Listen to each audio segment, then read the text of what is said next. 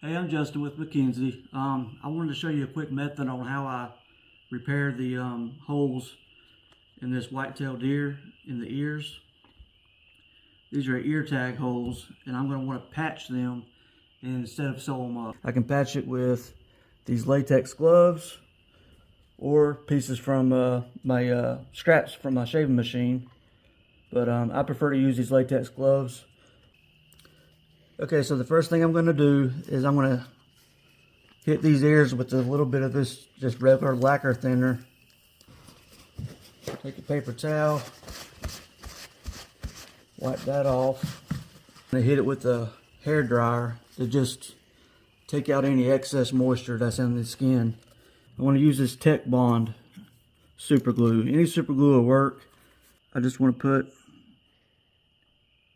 very small amount right around that hole. I'll take this piece of latex glove and lay it over it.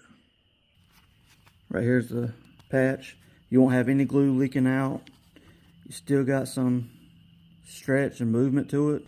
And then after the mount is dried and ready to finish, you'll just take a little bit of epoxy sculpt, smooth it right over there, texture it a little bit, and you'll just paint the inside of this ear, and you'll be done.